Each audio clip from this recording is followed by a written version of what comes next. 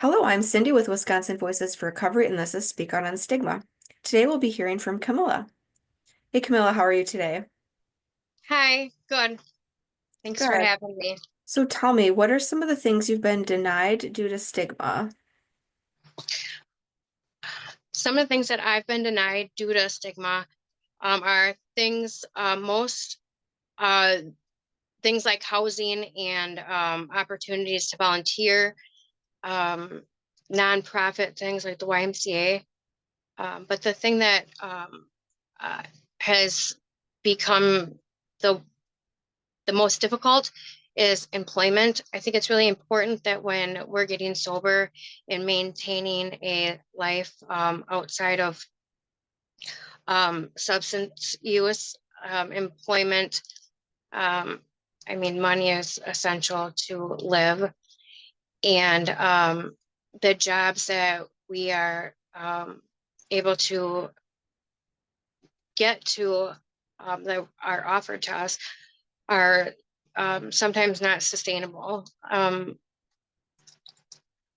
Fast food, hospitality, hotel service, factory work. A lot of people there kind of are in the midst of their using, so it can be difficult to maintain sobriety.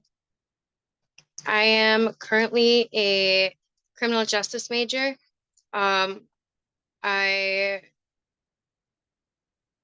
I didn't when I applied for school, I didn't want the school to know that I don't like using the word addict, but that I was um, uh, struggling with substance use. And so I didn't tell anybody. And I kind of got into this mindset where I could hide myself. And it's one of the reasons why I started calling myself a different name. And I tell people that my name is Camila, um, only because um, I wanted to take away the stigma that comes with, I feel like my name was associated with being an addict. And I wanted to take that away. So when I started school, I didn't tell anybody.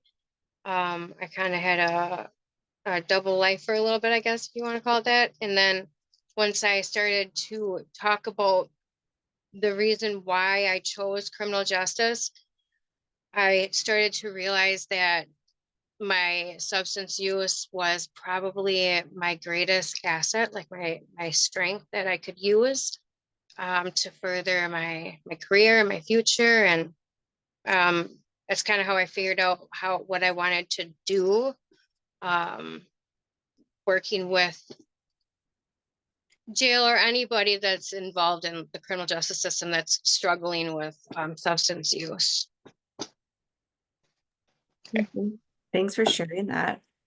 Definitely. And you were just sharing about kind of feeds into the next question a little bit. So what do you think makes people use stigmatizing language? I believe that people use stigmatizing language because it's just in our culture. Um, I don't even think that sometimes people realize it, that they're being judgmental, or I feel like maybe people don't like really understand like what the word means and the significance behind the word, and it kind of just is like thrown around. But for the people that do, I think it's out of ignorance.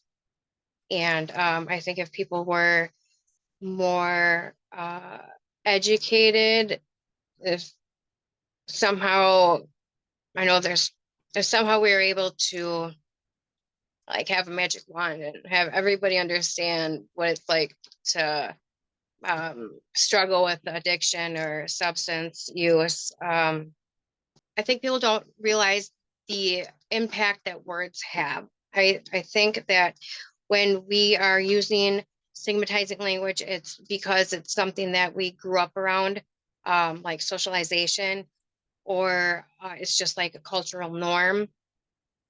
I For the people that don't realize it, that it can be hurtful. I guess that can be their excuse. But for the people that do know what they're doing, I mean, the people that know that they're using hurtful language, I think it's out of ignorance, and I think ignorance comes from um, like a sense of fear or hurt.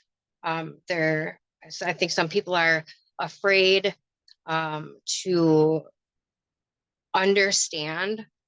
They just want to label somebody with a name because they're different. And I think people who hurt people are people that are hurting inside. I also think that media, music, and even like commercials and stuff, for whatever reason, I feel like our culture um, finds stigmatizing language, and they like almost like make a joke out of it. Like it's supposed to be funny. Um, and I just I don't know. And I think that's part of how people develop like this ignorance and um, just kind of throwing that words out there. Um, Absolutely. And the stigma that's out there in the media reinforces kind of the day-to-day as well. And so it can have an impact on stigmatizing language. And you had also spoken to a couple important pieces about the education and raising awareness. And those are things that can help eliminate stigma because then people can learn and understand. Is there anything else you'd like to add? if somebody asked me how to get past the stigma, I would tell them kind of what I was explaining. I would uh, try to help them find a strength with it by doing things like this and advocating for people. And Well, thank you so much, Camilla, for sharing your views on stigma. And thank you to our viewers for watching. Speak Out on Stigma is a forum to raise awareness about the harmful impact of stigma on those in and seeking recovery. Recovery is for everyone. Together, we can eliminate stigma. Don't forget to like, comment, and share this video. Thank you, and have a good day.